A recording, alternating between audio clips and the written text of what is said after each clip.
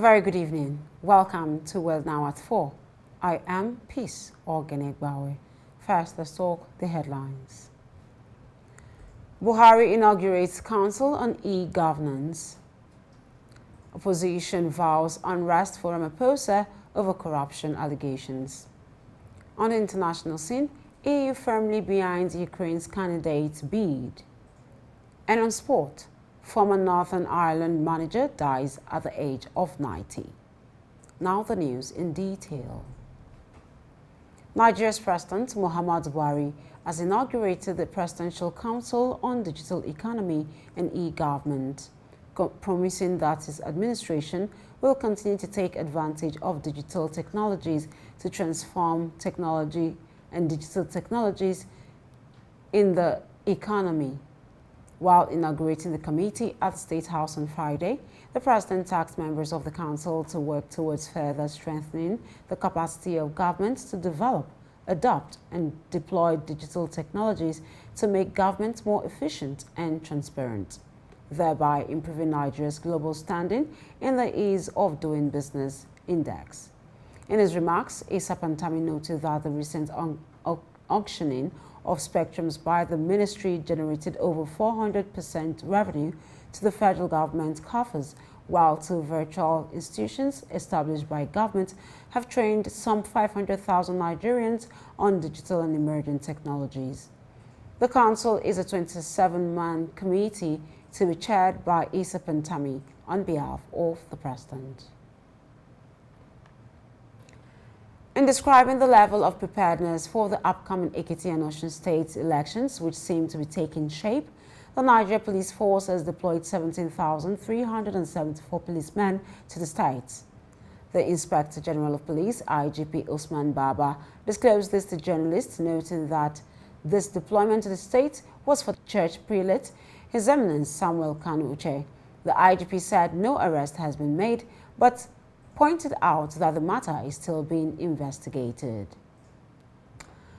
Barely 24 hours after the convention, the national chairman of the All Progressives Congress, Abdullahi Adamu, and members of the party's National Working Committee, that is NWC, paid a congratulatory visit to the winner of the presidential primaries, Bola Tinubu. The visit, which took place in the afternoon, also had APC National Youth Leader Dayo Israel in attendance. After the roundtable, Adamu and his delegation said the visit was to assure Tinubu of their support.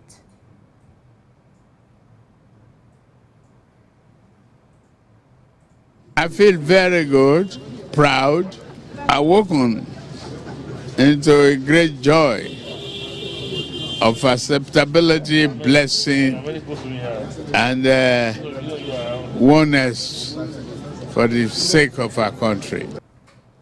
To report, the race for the presidential flag bearer started with 23 aspirants, but 9 withdrew shortly before the commencement of voting at the convention.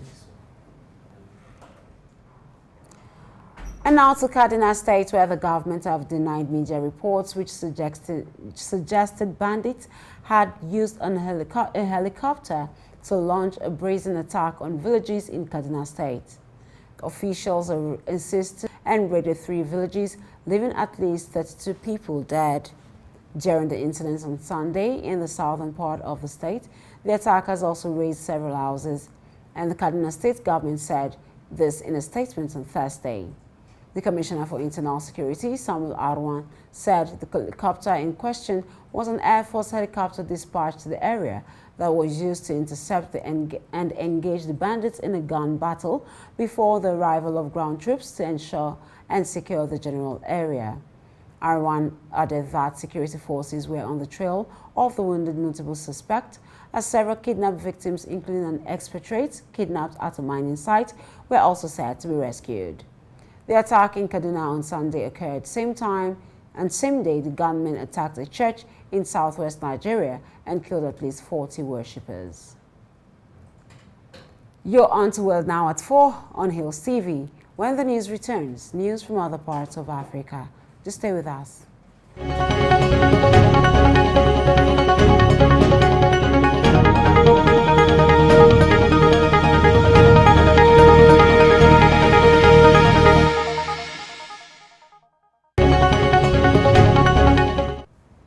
Welcome back.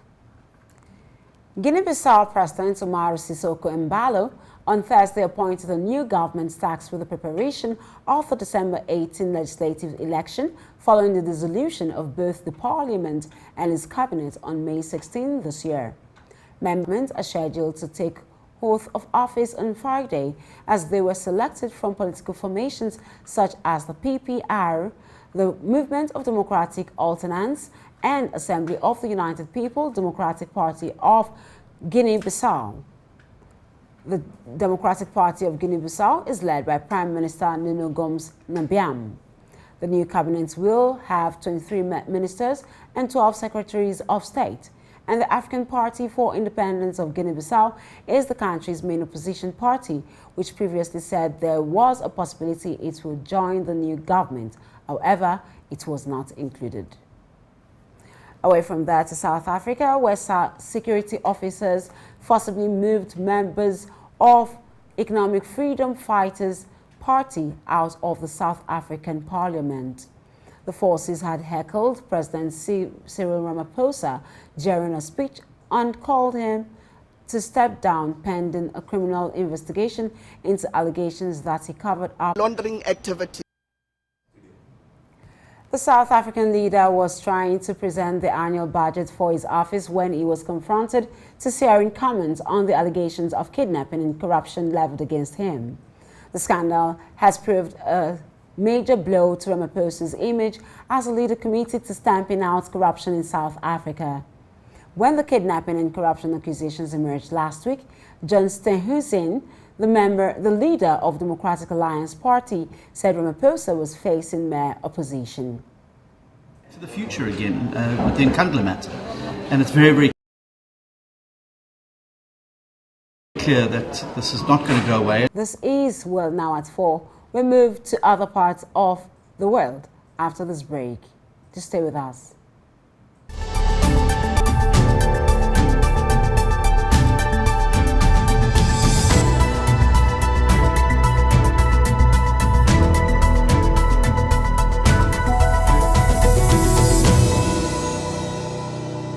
Britain's hiring spree has threatened to leave Zimbabwe without nurses, as reports show that workers are exhausted and demoralized after years of hard work for meager wages in impoverished hospitals in Zimbabwe.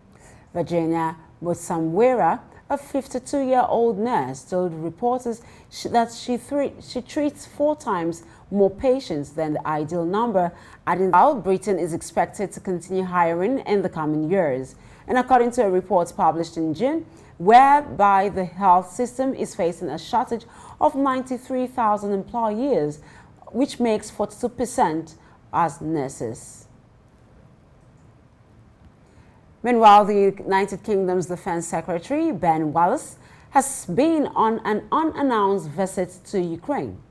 The Ministry of Defense, which is the MOD, said it was there for 2 days this week and met its Ukrainian counterpart, Oleksiy Reznikov, as well as President Vladimir Zelensky of Ukraine.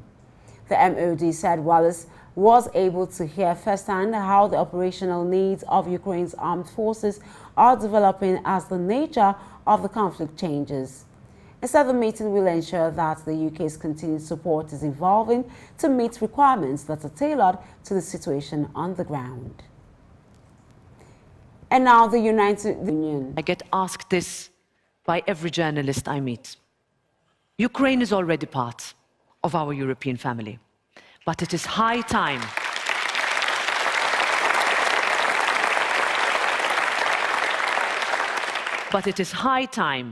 that it is also given the real acknowledgement of the price that Ukraine has been forced to pay. And it is as much about strengthening Europe as it is about firmly behind Ukraine's bid to receive. Speaking at the summit earlier, Ukrainian President Vladimir Zelensky said words were not enough and actions were needed to make Ukraine part of the European family. Zelensky had formally submitted a completed questionnaire on European Union membership on April 18.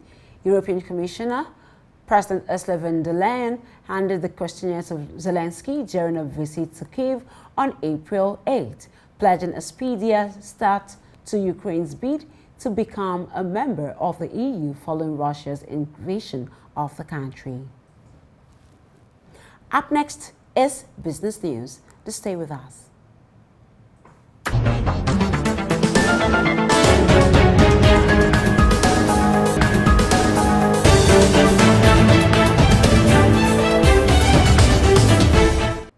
Welcome back. Airlines across Africa recorded a significant increase in passenger traffic with 116.2% rise in April 2022 when compared with March 2021. This development was contained in a document made available to newsmen by the International Air Transport Association, that is IATA, on Thursday. The report noted that African Airlines traffic increase is better than the 93.3% year-on-year increase recorded in March 2022, while month-on-month April 2022 figure was up 65.7% and load factor climbed 15.7 percentage points to 67.3%.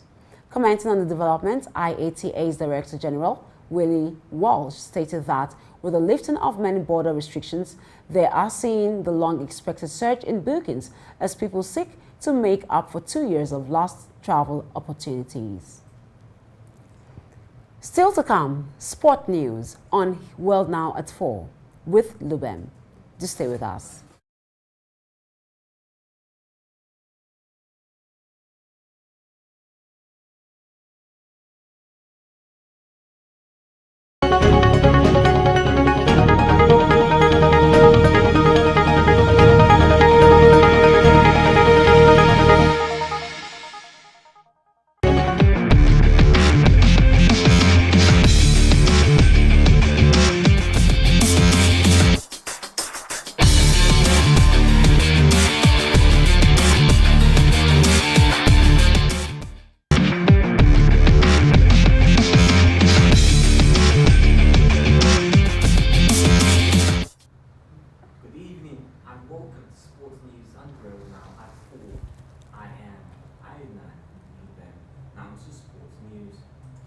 The Nigerian ongoing 2022 T20 International Women's Tournament at the Gahanga Cricket Stadium in Rwanda.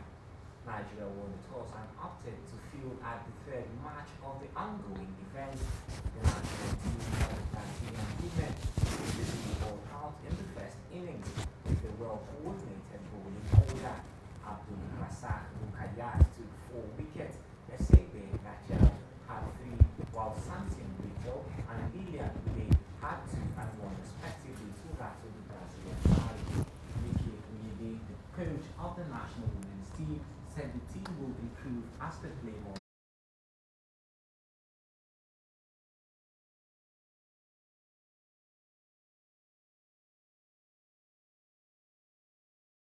The 3 goals in the Premier League, tied for first with Tottenham's Son Heung-min and had a leading 14 assists. And that's your sports news on World.